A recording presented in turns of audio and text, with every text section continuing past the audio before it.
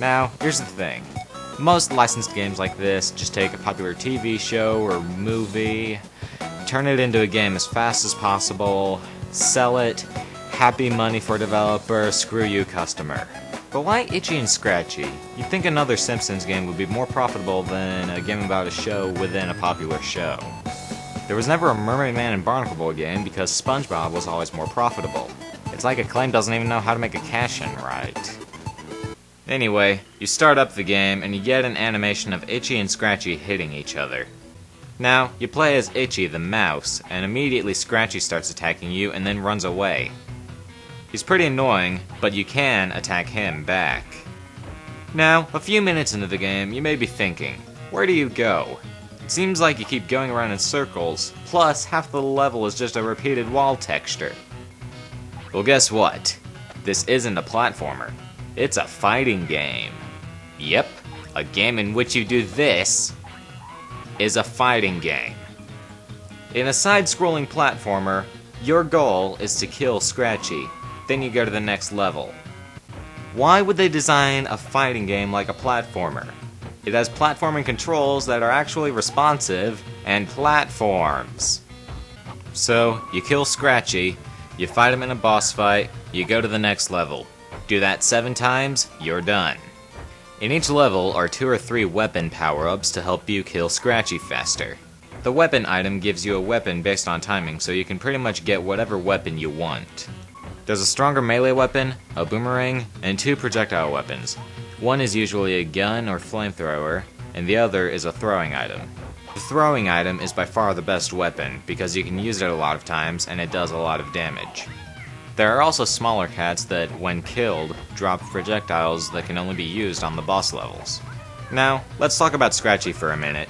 Scratchy is really annoying to kill because he can run off screen and come back within 2 seconds with pretty much whatever weapon he wants, whereas if you want a weapon, you have to find it yourself. But at the same time, he's really stupid. If you chase him, he randomly runs into stuff. Now, each boss fight is pretty much the same. Scratchy has some big device that he uses to attack you. You throw stuff at him. If you need more projectiles, it's possible to make more cats appear so you can kill them and get more projectiles. That's about it. Now, remember how I said Scratchy can randomly get whatever weapon he wants? Well, that becomes a huge problem in level 4. Level 4 is a water level in which your walking and jumping are slowed down. In this stage, it's near impossible to dodge Scratchy's throwing weapon. He can come out of nowhere very suddenly and throw starfishes at you, and your jump is too slow to dodge it. You move too slowly to run away from it, and there are other things nearby that can also hit you if you try to dodge it.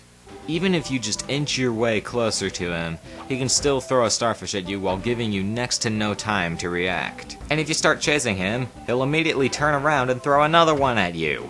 But surprisingly, this isn't the worst level in the game. Level 6 is. Now, I haven't really made it clear yet, but your default weapon, the hammer, kinda sucks. It takes probably 20 or 30 hits to kill Scratchy with it, and every time you hit him, he runs away and comes back with a better weapon. That's why you need to get the better weapons and be somewhat conservative of their uses. In most levels, you can throw the strong throwing weapon at least 10 times. In level 6, you can throw it 3 or 4, count them, 3 or 4 times. How many times can Scratchy throw it? A lot more than 4, count them, a lot more than 4 times. They're still difficult to avoid in this level, although easier than in level 4. Now, there are 2 weapons that are somewhat easy to get to in this level. So, get both of them, time them so that you definitely get the throwing weapon, and hope that you can hit him 6 times out of 6, 7, or 8 throws. Now, that makes this level pretty difficult, but that's not even half of what makes this the worst level in the game. What makes this the worst level in the game is the boss fight. In the boss fight, Scratchy has a bulldozer that he can pretty much charge forward whenever he wants to. There are platforms you can jump up to, however, Scratchy has the power to randomly make bricks fall out of nowhere. They fall in random places, and the amount of bricks that fall is also random. There could be 2, there could be 10. There's no consistency to where they land, but they seem to almost always hit you. They're possible to avoid if you look at the top of the screen when they're falling, but if you're on the ground, it's nearly impossible to dodge the cats that come at you if you're looking at the top of the screen. And on top of that, you're dodging a friggin' bulldozer! So basically, you have to be able to pay attention to the top of the screen and the bottom of the screen at the same time. It would have really been helpful if the bricks had shadows on the ground.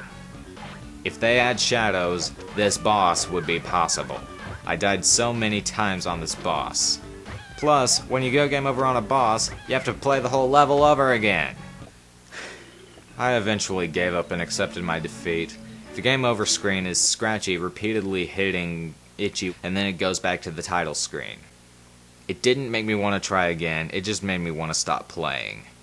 So, to wrap it up, it's definitely a bad game, but it's playable aside from the level 6 boss. If you're a hardcore Simpsons fan, love Itchy and Scratchy, and can see past all the game's flaws, then go ahead and buy it. Otherwise, it's a mediocre game that doesn't know if it's a platformer or a fighting game. Here's my final rating.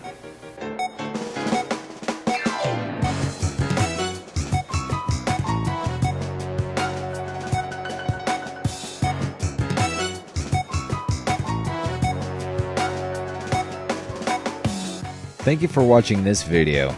If you liked it, thank you. If you didn't, oh well.